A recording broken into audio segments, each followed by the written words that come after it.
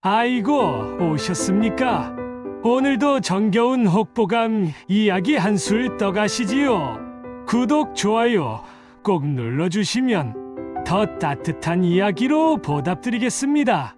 이야기 출발! 그날 밤 관상술사 철현은 떨리는 손으로 촛불을 켰습니다. 그의 앞에 앉은 평민 행색의 젊은이가 물었습니다. 저 정말 왕이 될 수 있을까요? 철현이 다시 한번 그의 얼굴을 자세히 들여다보았습니다. 이마의 왕기는 분명했지만 코끝에 어두운 그림자가 그를 불안하게 했습니다. 분명히 왕이 될 관상입니다만 죽음의 기운도 함께 보입니다. 그 순간 젊은이의 얼굴이 하얗게 질렸습니다. 그리고 철현은 아직 모르고 있었습니다. 자신 앞에 앉은 이가 바로 조선 왕실에 잃어버린 왕자라는 사실을 말입니다. 과연 이 예언은 현실이 될 것인가? 아니면 두 사람 모두 죽음을 맞게 될 것인가? 지금부터 조선 중기에 일어난 놀라운 이야기를 들려드리겠습니다. 옛날 옛적 조선 중기 한양시장 한 구석에는 소문난 관상쟁이가 하나 있었습니다. 그의 이름은 철현이었습니다. 철현은 45살의 나이였지만 이미 백발이 성성했습니다. 어려서부터 남다른 눈을 가졌던 그는 한 번 보면 그 사람의 운명을 정확히 맞춰냈습니다. 어느 봄날 오후 철현은 평소처럼 시장 모퉁이에 자리를 깔고 앉아 있었습니다. 그런데 이상했습니다. 오늘따라 하나도 오지 않는 것이었습니다. 이상하네. 오늘은 왜 이렇게 한산할까? 그때였습니다. 멀리서 한 젊은이가 걸어오고 있었습니다. 25살 정도로 보이는 그 청년은 평민의 옷을 입고 있었지만 걸음걸이가 남달랐습니다. 관상을 보아주실 수 있습니까? 철현이 고개를 들어 그를 바라보는 순간 깜짝 놀랐습니다.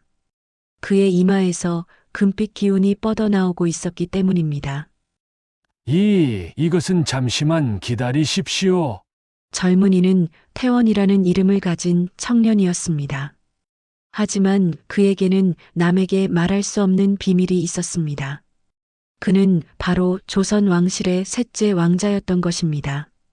태원 왕자는 어릴 적 궁중 음모에 휘말려 죽음을 피해 도망쳐 나온 후 지금까지 평민으로 살아왔습니다. 하지만 최근 왕이 병들었다는 소문을 듣고 자신의 운명이 궁금해졌던 것입니다. 철현이 촛불을 켜고 태원의 얼굴을 자세히 들여다보았습니다. 볼수록 놀라운 관상이었습니다. 이 관상은 왕이 될 관상입니다. 그게 무슨 말씀입니까? 저는 그저 평범한 백성일 뿐인데요.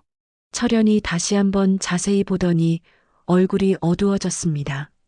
분명 왕이 될 관상이 맞습니다. 하지만 코끝에 어두운 그림자가 보입니다. 이것은 죽음의 기운입니다. 태원의 얼굴이 하얗게 질렸습니다. 그럼 저는 왕이 되지만 곧 죽는다는 뜻인가요? 철현이 고개를 끄덕였습니다. 그런 것 같습니다. 하지만 관상은 때로 다른 뜻을 가질 때도 있습니다. 그때 갑자기 시장 저편에서 소란이 일어났습니다. 관아의 포졸들이 몰려오고 있었던 것입니다. 왕명이다! 관상을 보는 자는 모두 관하로 나와라! 철현과 태원이 깜짝 놀랐습니다. 어서 피하십시오. 이 관상을 다른 이가 알면 우리 모두 위험합니다. 그럼 선생님은 어찌하시겠습니까? 걱정 마십시오. 저는 오랫동안 이런 일에 익숙합니다.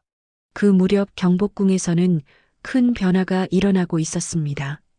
오랫동안 조선을 다스려온 왕이 중병에 걸린 것입니다. 짐의 시간이 얼마 남지 않은 것 같다. 구계자 문제를 어서 해결해야 하겠다. 그런데 문제가 있었습니다. 첫째 왕자는 일찍 죽었고 둘째 왕자는 병약했습니다.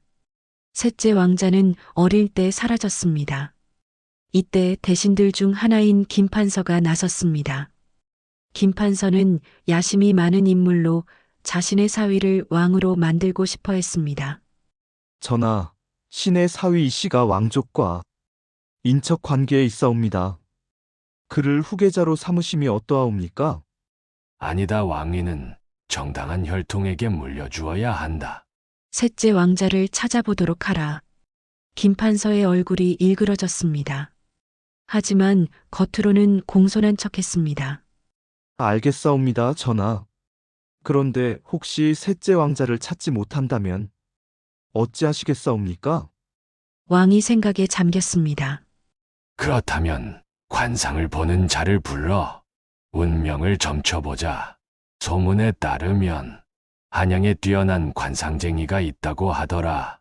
김판서가 속으로 웃었습니다.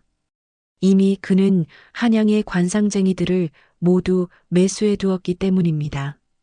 좋은 생각이옵니다. 전하 신이 직접 불러오겠사옵니다. 다음 날 아침 철현은 작은 주막에서 태원과 다시 만났습니다. 어제 이 때문에 둘 다 잠을 제대로 자지 못했습니다. 선생님, 어제 하신 말씀이 계속 마음에 걸립니다. 철현이 고개를 끄덕였습니다. 저도 그렇습니다. 그런 관상은 처음 보았거든요. 그때 주막 주인이 다가와 이야기했습니다. 손님들, 혹시 들으셨습니까? 궁의에서 관상쟁이를 찾고 있답니다. 철현과 태원이 깜짝 놀랐습니다. 왕께서 후계자를 정하려고 관상을 보신다는구먼. 그런데 참 이상해요. 왕자가 계시는데 왜 관상을 보실까요? 태원의 얼굴이 창백해졌습니다. 그는 자신이 바로 그 잃어버린 왕자라는 것을 알고 있었기 때문입니다. 철현이 태원의 손을 잡았습니다. 진정하십시오. 아직 아무도 모르는 일입니다.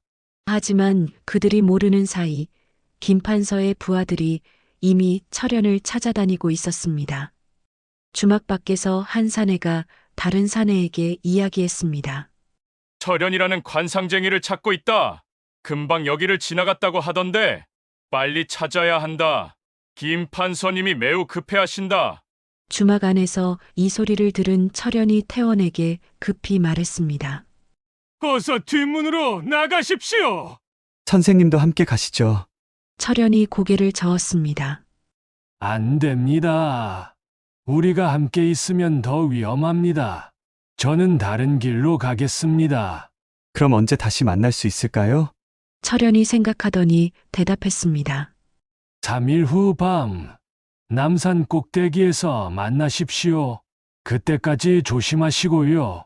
그 무렵 김판서는 자신의 저택에서 부하들과 회의를 하고 있었습니다. 철현이라는 관상쟁이를 반드시 찾아내라. 그자가 왕 앞에서 엉뚱한 소리를 하기 전에 말이다. 그런데 대감님, 만약 그가 진실을 말한다면 어찌 하시겠습니까? 김판서가 차갑게 웃었습니다. 그런 일은 없을 것이다. 이미 다른 관상쟁이들을 모두 매수해 두었으니까. 하지만 철현은 매수가 어려울 것 같습니다. 그는 돈에 관심이 없다고 소문났거든요. 김판서의 얼굴이 어두워졌습니다. 그렇다면 다른 방법을 써야겠군. 어떤 방법 말씀이신지요? 김판서가 음흉하게 웃었습니다. 그자가 거짓 예언을 하게 만드는 것이다. 목숨이 위험하다면 누구나 거짓말을 할 테니까. 한편 왕궁에서는 왕의 병이 점점 심해지고 있었습니다. 왕은 하루빨리 후계자를 정해야 한다는 압박을 느꼈습니다. 짐의 몸이 얼마나 더 버틸 수 있겠느냐? 어이가 조심스럽게 답했습니다. 전하 길어야 한 달 정도로 보입니다. 왕이 한숨을 쉬었습니다. 그렇다면 더 이상 미룰 수 없구나. 관상쟁이를 어서 불러오라. 그날 밤 철현은 한적한 사찰에 숨어 있었습니다. 마음이 복잡했습니다. 태원의 관상이 자꾸만 생각났기 때문입니다. 분명 왕이 될 관상인데 죽음의 기운은 왜 보이는 걸까? 그때 사찰에 늙은 스님이 다가왔습니다. 지주님, 무슨 고민이 그리 깊으십니까? 철현이 스님에게 자초지종을 이야기했습니다. 물론 태원의 정체는 밝히지 않았습니다. 스님이 고개를 끄덕였습니다. 아, 그러한 관상을 보셨군요. 관상에서 죽음의 기운이 보인다고 해서 반드시 그 사람이 죽는 것은 아니랍니다. 그게 무슨 뜻입니까? 때로는 그 사람 주변에 누군가가 죽을 수도 있고, 아니면 옛 자아가 죽고 새로운 자아가 태어날 수도 있습니다. 철현이 무릎을 쳤습니다. 아, 그렇다면 그분은 평민으로서는 죽고 왕으로서 다시 태어나실 수도 있겠군요. 그럴 수도 있지요. 하지만 조심하십시오. 하늘의 뜻을 거스르려는 자들이 있을 테니까요. 3일이 지나고 철현과 태원은 약속한 대로 남산에서 만났습니다. 달빛 아래서 만난 두 사람의 얼굴은 모두 심각했습니다. 선생님, 저에 대해 말씀드려야 할 것이 있습니다. 철현이 귀를 기울였습니다. 태원이 깊이 숨을 쉬었습니다. 사실 저는 조선의 셋째 왕자입니다. 철현이 깜짝 놀랐지만 이내 고개를 끄덕였습니다. 그럴 줄 알았습니다.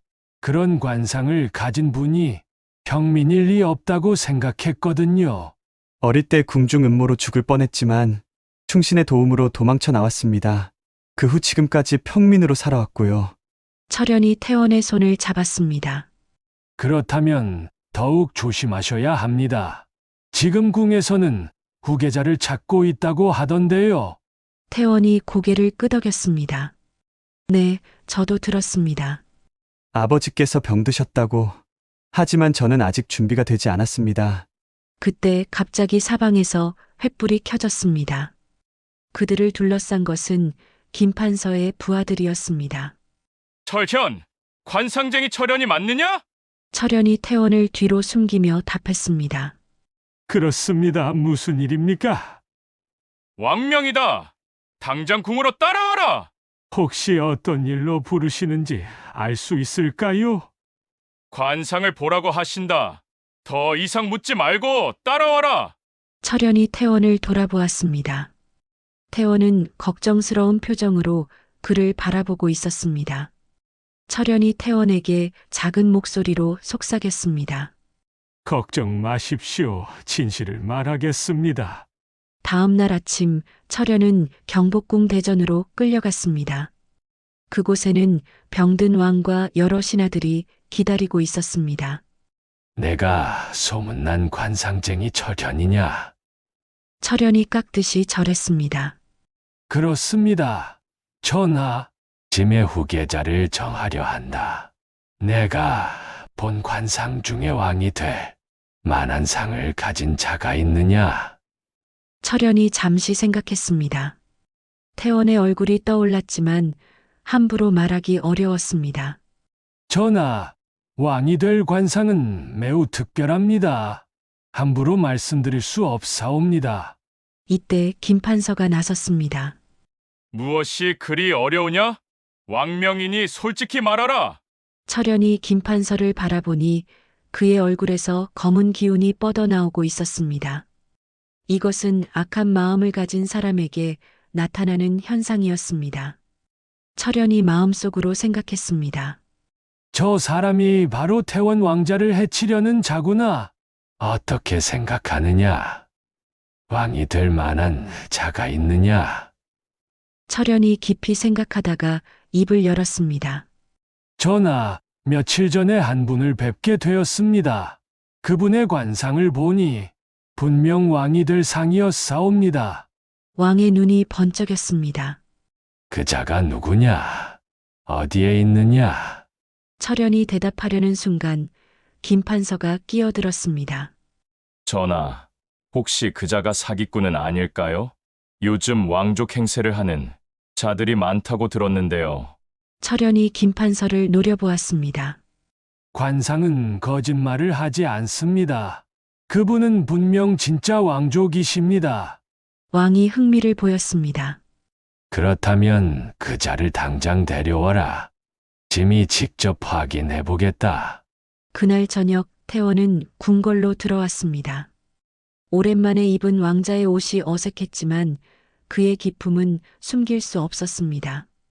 왕이 태원을 보는 순간 눈물을 흘렸습니다. 태원아, 정말 내가 맞느냐? 태원이 아버지 앞에 무릎을 꿇었습니다. 아버님, 늦었지만 돌아왔습니다. 부자가 20여 년 만에 재회하는 감동적인 순간이었습니다. 하지만 김판서의 얼굴은 일그러져 있었습니다. 전하, 어떻게 그가 진짜 왕자임을 확신하십니까? 혹시 가짜일 수도. 입을 다물어라. 짐의 아들을 짐이 알아보지 못할 것 같으냐? 그때 철현이 나서서 이야기했습니다. 전하, 제가 확인해 드리겠습니다. 철현이 태원의 관상을 다시 한번 자세히 보았습니다. 그런데 놀라운 변화가 일어났습니다. 전에 보였던 죽음의 그림자가 사라지고 환한 빛이 그의 얼굴을 감싸고 있었습니다. 철현이 기쁘게 외쳤습니다. 전하, 이분은 분명히 왕이 되실 분입니다. 관상이 완전히 바뀌었사옵니다. 왕이 만족스럽게 고개를 끄덕였습니다. 좋다. 그렇다면 태원이 짐의 후계자다. 하지만 김판서는 포기하지 않았습니다. 그는 마지막 수를 쓰기로 했습니다. 전하, 잠깐만요.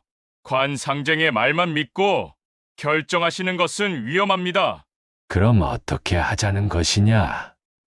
김판서가 교활하게 웃었습니다. 하늘의 뜻을 물어보시는 것이 어떨까요? 만약 정말 왕이 될 분이라면 하늘이 증거를 보여주실 것입니다. 그것도 좋은 생각이다. 어떻게 하면 되겠느냐? 내일 새벽 종묘에서 제사를 지내시고 하늘에 물어보십시오.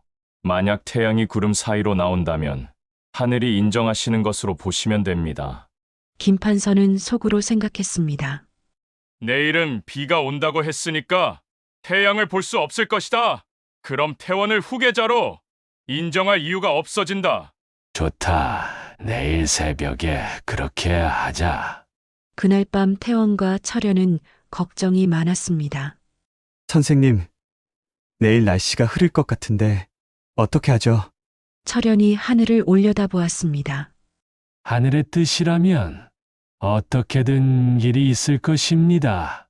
다음 날 새벽 종묘에서 제사가 시작되었습니다. 하늘은 온통 구름으로 덮여 있었고 비까지 내리기 시작했습니다.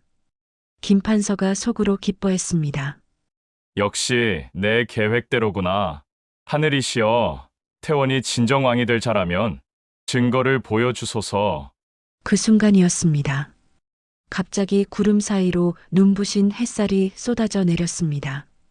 마치 하늘이 대답하는 것 같았습니다. 모든 사람들이 놀라서 하늘을 올려다보았습니다. 김판서의 얼굴은 창백해졌습니다. 이것은 우연의 일치일 뿐입니다. 하지만 왕은 이미 확신했습니다. 하늘이 인정하셨다. 태원이 짐의 후계자다.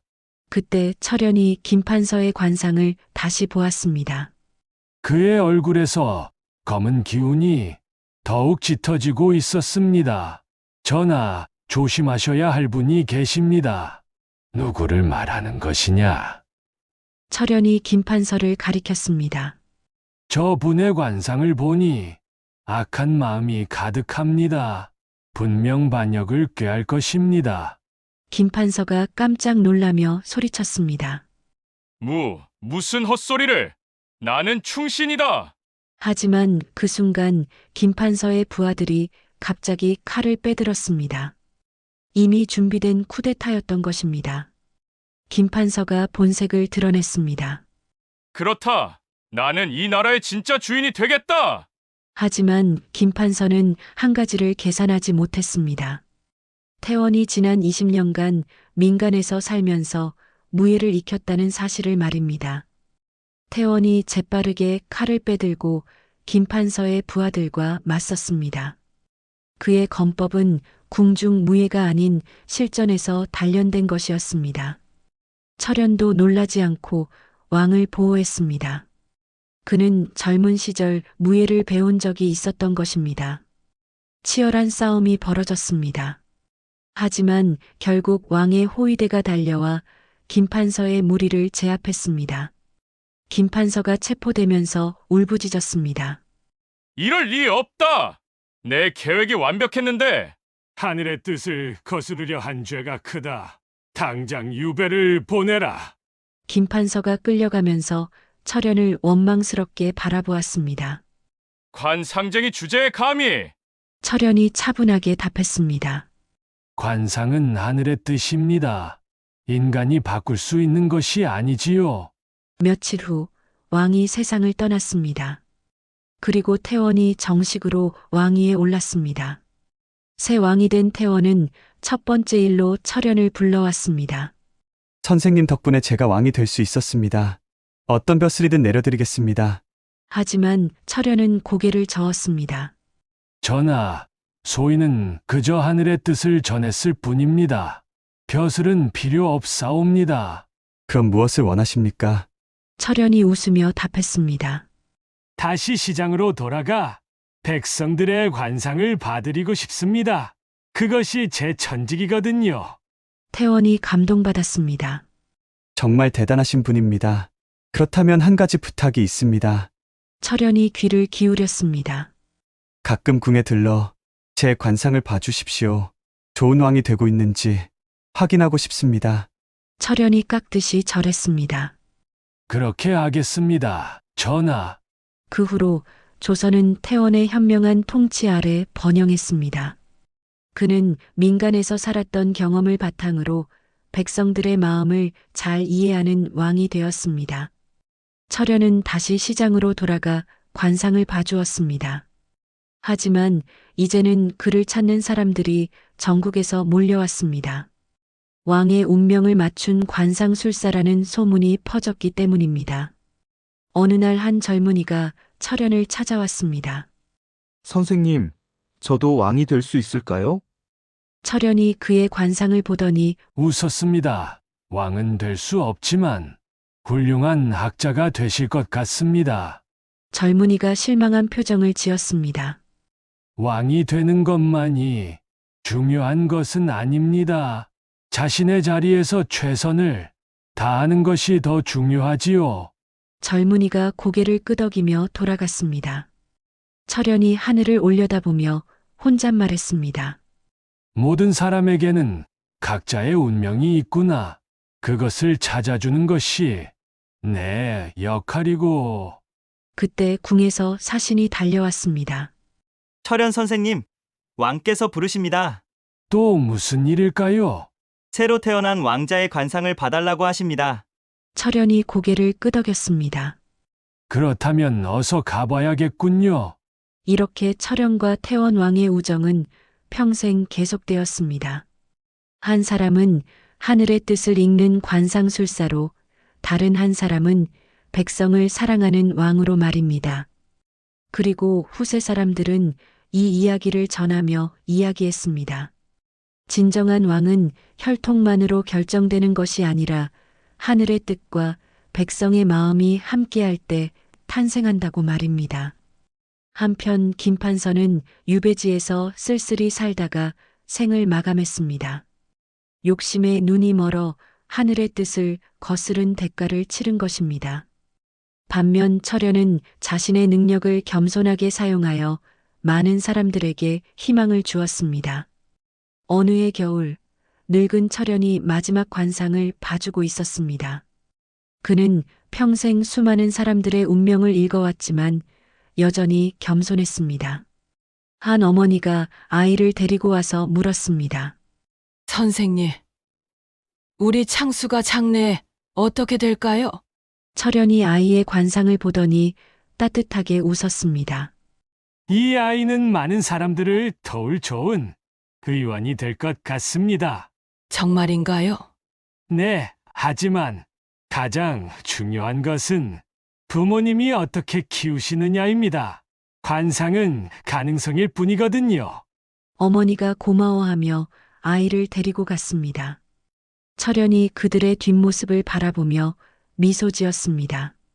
결국 사람의 운명은 하늘이 정하지만 그 운명을 어떻게 만들어가느냐는 본인에게 달린 일이구나. 그날 밤 관상가는 조용히 세상을 떠났습니다. 그의 마지막 말은 이러했습니다. 하늘의 뜻을 전하는 일을 할 수 있어서 감사했습니다. 왕이 된 태원은 철현의 부고를 듣고 크게 슬퍼했습니다.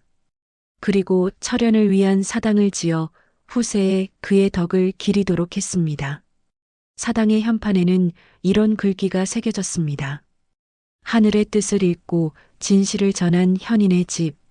그리고 마을 사람들은 설라라는 처녀가 그 사당을 정성껏 돌보며 철현의 정신을 이어갔다고 전해집니다. 설라는 철현에게서 관상술을 배워 많은 사람들을 도왔다고 합니다. 이렇게 철현의 이야기는 끝이 났지만 그가 남긴 교훈은 영원히 사람들의 마음속에 남았습니다. 진실은 언제나 승리하고 겸손한 마음으로 자신의 능력을 사용하는 사람에게는 하늘의 복이 따른다는 것을 말입니다. 여러분 어떠셨습니까? 관상술사 철현과 태원 왕자의 놀라운 이야기 말입니다. 이 이야기는 우리에게 중요한 교훈을 줍니다. 진정한 능력은 출신이나 신분이 아니라 그 사람의 마음과 노력에서 나온다는 것입니다. 철현은 평민이었지만 하늘의 뜻을 읽는 뛰어난 능력을 가졌고 태원 왕자는 왕족이었지만 민간에서의 경험으로 더 나은 왕이 될 수 있었습니다. 그리고 무엇보다 두 사람의 진실한 우정이 모든 어려움을 이겨낼 수 있게 했습니다. 김판서 같은 욕심쟁이들은 언제나 있었지만 결국 진실이 승리하게 마련입니다. 이것이 바로 우리 조상들이 전해주고 싶었던 지혜가 아닐까요? 재미있게 들어주셔서 감사합니다. 구독과 좋아요 버튼을 눌러주시면 더욱 흥미진진한 조선시대 이야기들을 들려드리겠습니다. 감사합니다.